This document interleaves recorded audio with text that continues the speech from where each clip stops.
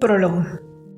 Hace un par de años comenté de forma espontánea a una persona que me estaba entrevistando que el conjunto de libros titulados Un curso de milagros constituye el escrito más importante en lengua inglesa desde la traducción de la Biblia.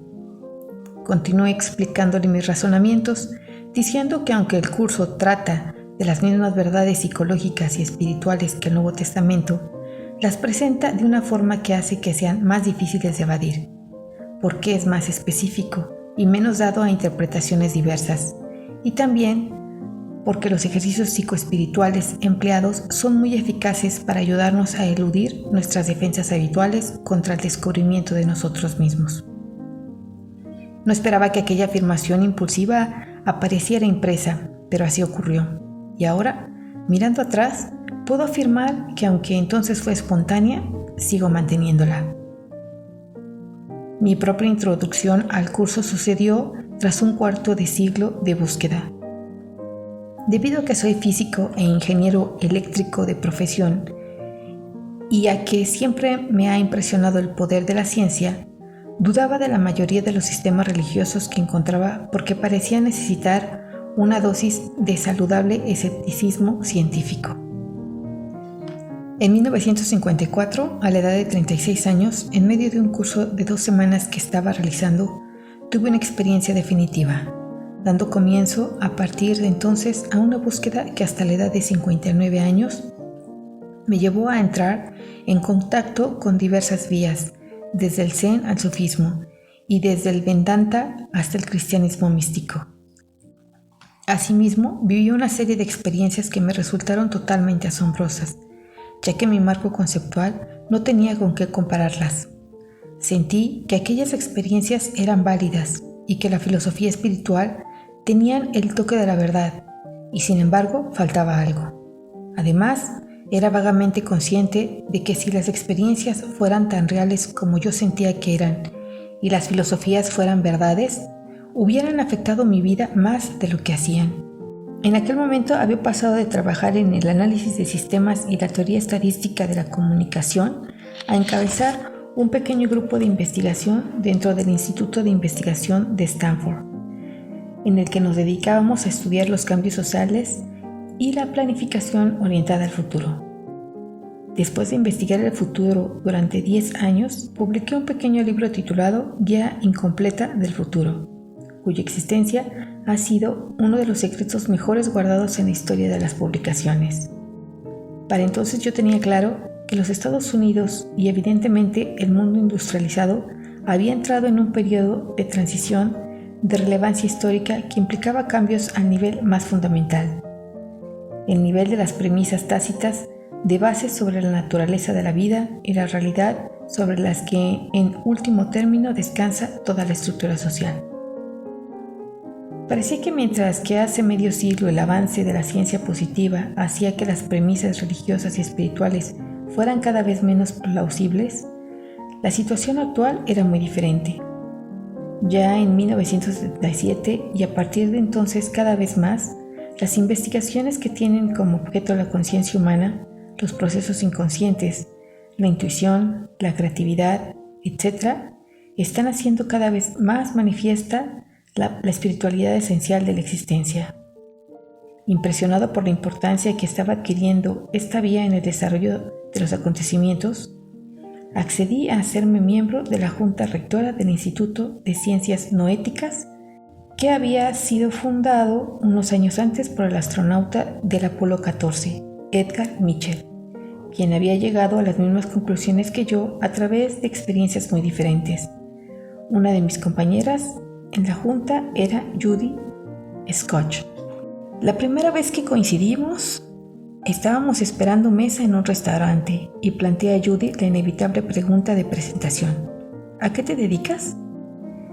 Disfrutó de mi asombro cuando me dijo: un curso de milagros. Las 2 horas siguientes me quedé hechizado escuchándole contar la historia que relata en este libro. Estaba ansioso por leer los libros que forman la trilogía de Un curso de milagros. Tenía mucho que aprender sobre la ambivalencia con la que nosotros, los seres humanos, nos orientamos hacia el conocimiento de nuestro ser profundo. Los ejercicios diarios del segundo volumen del libro, que afirman un nuevo sistema de creencias, parecían simples y un poco intrigantes. En aquel momento no entendía el efecto subterráneo que estaban teniendo. Y es cierto, bueno, pues lo que hice, digo, con las primeras 50 lecciones o 49 lecciones, porque las 50 es el primer repaso, incredulidad, ¿no? De decir, ¿cómo que esto no existe? O no significa nada, esto no significa nada. Que sí, que te intrigue, que digas, saber cómo que no significa nada. Y sí, pues parecen simples, pero conforme vas avanzando en las lecciones, pues van requiriendo más de concentración, de atención. Me gustó un término que leí en el Kybalión. Hace poco lo acabo de leer y dice la atención divina, ¿no? Que se le llama plena conciencia, atención plena, pero me gustó eso de atención divina. Continúo leyendo. En aquel momento no entendía el efecto subterráneo que estaba teniendo. El texto, el primer volumen, parecía difícil de entender, pero seguí con él a fuerza de voluntad. Eso creía. 6 meses después me di cuenta de que a pesar de que abría el texto cada día, no podía recordar uno solo en el que hubiera acabado de leer una página completa.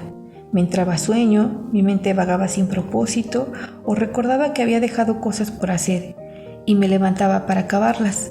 Mi mente era muy ingeniosa a la hora de evitar lo que yo pensaba que quería, es decir, entender los contenidos del texto.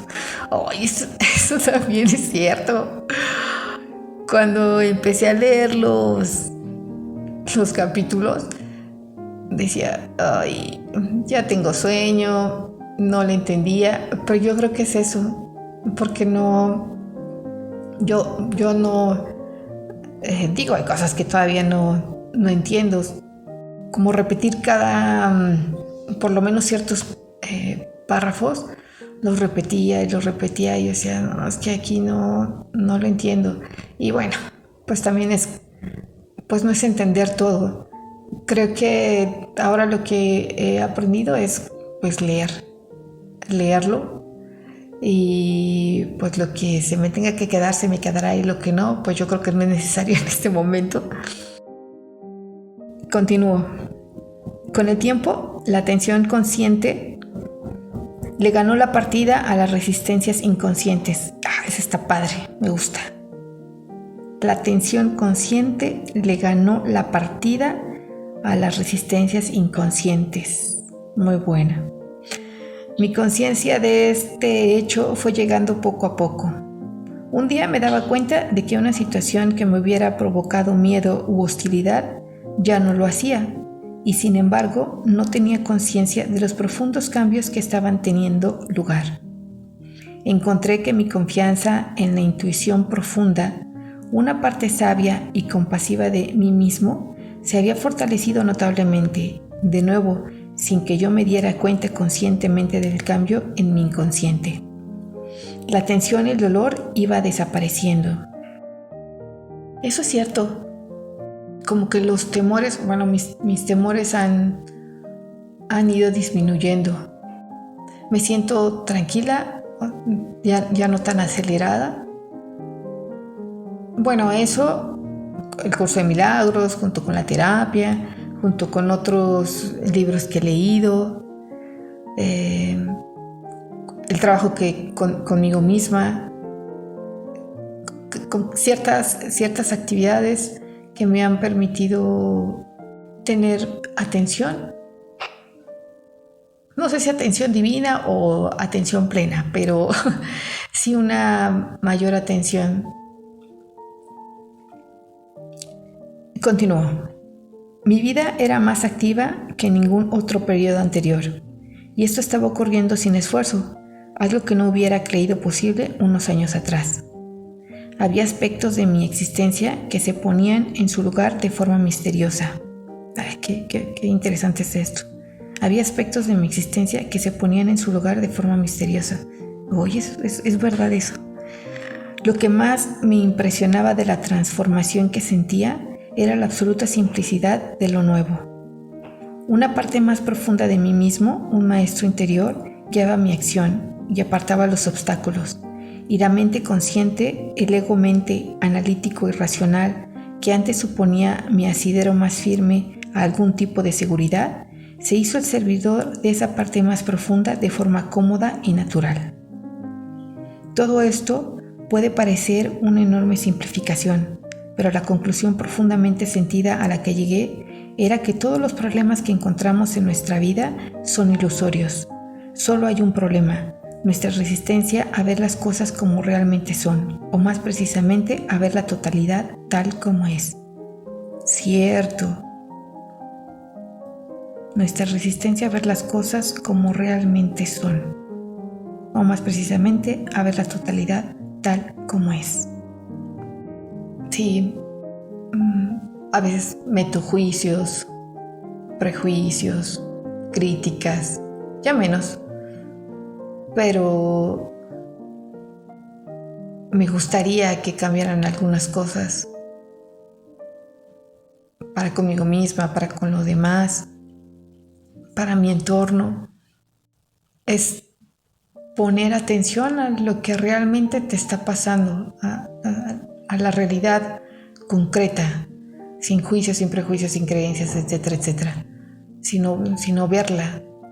Y a partir de eso que ves, decidir, actuar.